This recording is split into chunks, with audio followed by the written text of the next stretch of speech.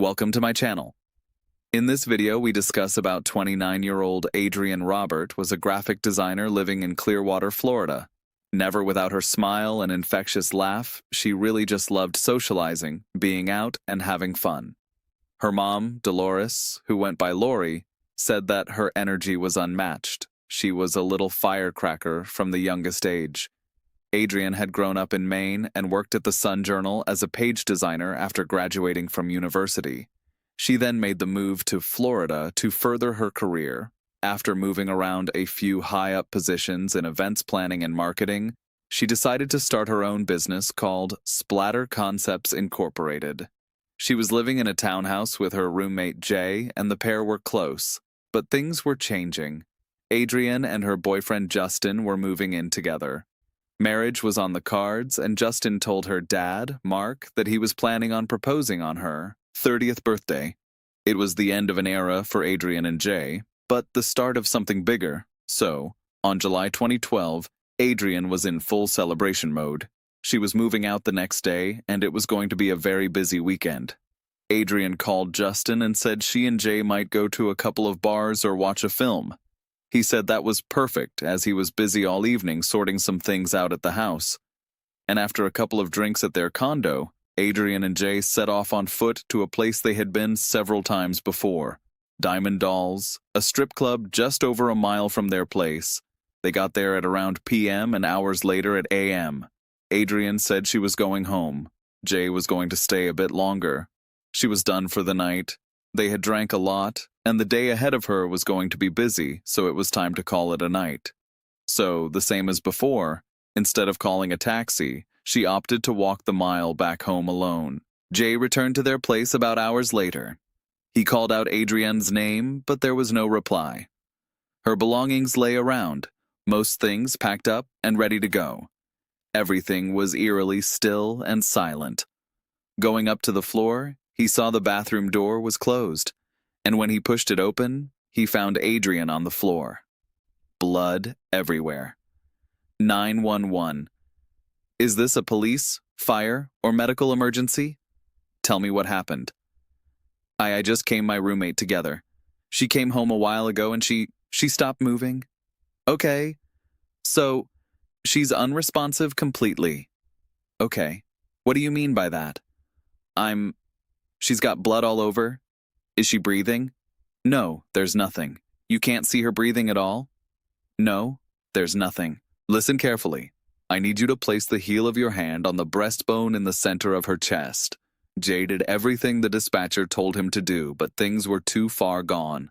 As soon as medics were there, Adrianne was pronounced dead at the scene. She was found wearing only her bra and had a single stab wound to her chest. She was covered in bruises, and the scene showed all the signs that a sexual assault had happened to. One thing that stood out and seemed a little weird was that the soles of her feet were really beaten up and cut, as if she had been running barefoot outside. There was no forced entry to the apartment, no locks or windows broken. It seemed that most of the struggle and fight had been in the bathroom and on the bed. The toilet seat had blood on it and it was broken, and there was blood all over the shower curtain and in the bathtub. Detectives searched the townhouse and noticed that a roughly-in section of her bedsheet had been cut out, presumably by her killer trying to remove DNA. But there was DNA on Adrianne's body, and even though the sheet had been cut out, there was also DNA below on the mattress. On the door and walls outside the bathroom, there were bloody fingerprints as well, so they were hopeful that testing would give them something there. The crime scene was very frenzied, and even though her killer had made an attempt to cover their tracks, they had left a lot behind. Her car keys were missing from the hook downstairs, and when they went down to check her orange Jeep, it was gone. The entire block was sealed off and locked down. This was a major investigation, and a seriously dangerous individual was on the run. Police made the awful call to her parents. When her mom Lori answered the phone, the detective said, "Is Adrianne Roberts your daughter?" She said, "Yes." "Is she okay?" "No," they replied. "Is she alive?" she asked before hearing the same two-letter word. "No," she screamed and threw her phone at the wall. Adrianne's dad, Mac, came running in and picked up the phone. He said, hearing the words out of the detective's mouth made him come out of his body. As her parents set off for Clearwater, Justin was getting ready for moving day and driving to her house, pulling up to all the yellow crime scene tape, especially near her empty parking spot. He was confused. Maybe someone had stolen her Jeep, he thought. What terrible timing that would be to happen on their moving day. He parked up and walked over to one of the officers. Obviously, what Justin thought was a stolen car turned out to be the beginning of his worst nightmare. A devastated Justin was spoken to and very quickly eliminated. He had no idea who could have possibly wanted to hurt her like this. It seemed more likely than not that this was a stranger attack, possibly someone either in the club with her or someone on the street that had followed her home. A short time later, her Jeep was recovered a few blocks away in a mall, and the person that had parked it there was caught on camera sauntering off through the parking lot after getting out. It was dark and not great quality, but they did now have some more timings to look at and work backwards from. As they asked potential witnesses in the area, one resident said he had seen who he believed was Adrianne jogging, it seemed, with a young black male. She was holding her shoes in one hand, her bag in the other. And he said it just struck him as odd because it was so late at night. But from what they now knew, this obviously was not a weird midnight workout. She was likely trying to run away from someone, remembering what her feet looked like when she was found in the bathroom. This tracked. It seemed as if she had run all the way home barefoot, hurting herself in the process. Now they already knew that the crime took place after she left the strip club in the hours between her leaving and Jay getting home. It wasn't a massive window, which fortunately did limit things down. They interviewed Jay, who at this point, along with Justin, was completely ruled out of the investigation. The whole intention was, this was, the last hera of us as roommates together. We'd been to Diamond Dolls several times together. The roommates were found on camera getting into Diamond Dolls exactly when Jay said they did. PM inside, he said they struck up a conversation with a man who had been hanging around the bar drinking for a while. He described him as African Amin, fairly young with a goatee and wearing a baseball cap, possibly saying Boston on it. He wasn't particularly tall and quite skinny. They'd never met him before, but he seemed nice and sat with them having drinks near one of the stages. When Adrianne left, the man turned to Jay and asked where she was going. He then quietly got up himself. It said she wanted to go. And I remember this guy saying something along the lines, about, oh, where's she going? I was like, I don't think she's leaving.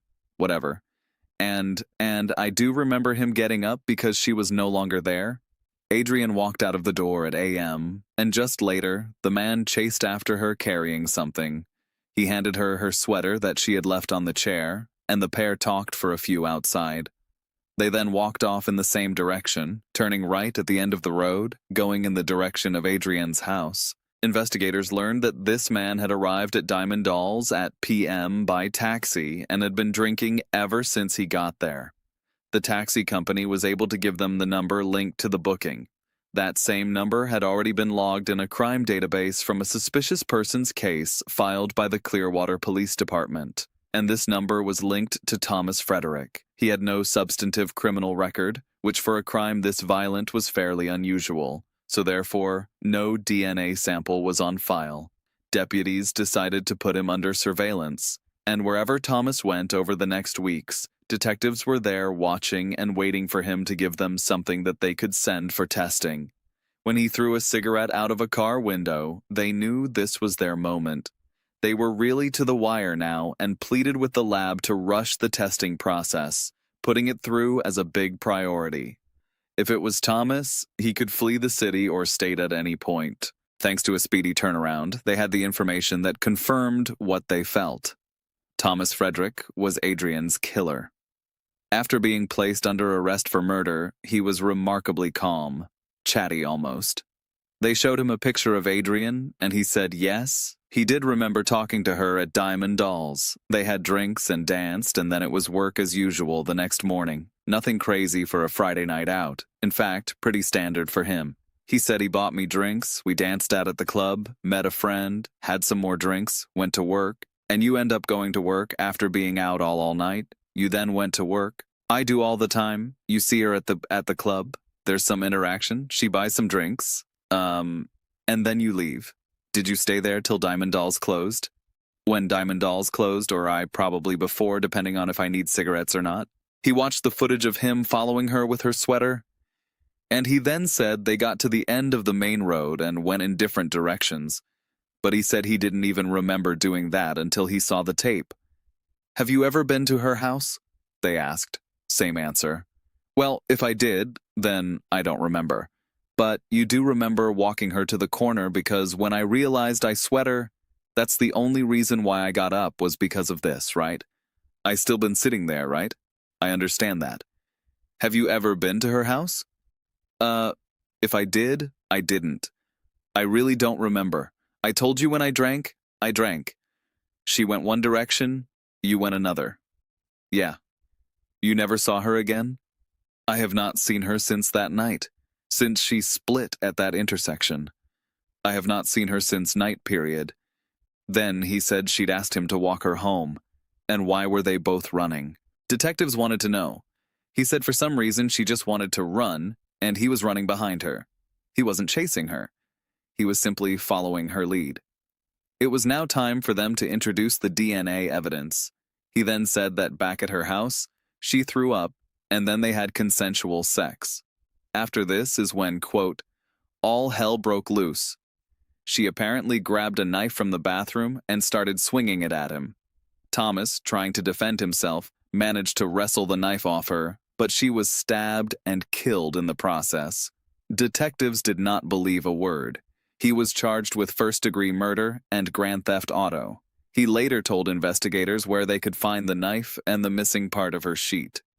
Penless County Sheriff Bob Gutierrez said, "We got a real bad guy off the street. This is the most dangerous kind of crime because he was willing to take somebody he didn't know and rape and kill her." News of the arrest fell on Adrianne's parents, Mark and Lori's wedding anniversary, and Mark's sister said, "Today is their Thiat wedding anniversary. I think my brother said this is the best gift they could have received." Despite what the investigation had pointed to, Thomas was not charged with rape because of a lack of evidence. However, the prosecution would still present this theory in court. In January, Thomas, after pleading not guilty, went on trial. His defense's argument was that Thomas had stabbed Adrianne in self-defense. They said she was taller and outweighed him. His lawyer said he was young, he was immature. But just because somebody is young and immature and scared and defensive, it doesn't mean that he therefore committed the murder. Prosecutors theorized that the Thomas watched her leave the club. He knew exactly what he wanted to do. He followed her home, eventually chasing her as she ran without her shoes on. When he ended up in her condo, perhaps she thought being nice and letting him in to maybe use the bathroom or grab some water was the best way to get rid of him. This is when he pulled out a knife and raped her on her bed. He then forced her into the bathroom and stabbed her in the chest. They said the bruises on her arms were not consistent with his story. None of her injuries were consistent with any part of what he said. They painted a picture of her being pinned down and assaulted, not engaging in anything consensual. There are reports that Adrianne at one point was throwing up because she drank too much. Whether that was in the club or came from the crime scene in the bathroom, it is not confirmed. Thomas himself made a claim about her throwing up at the house.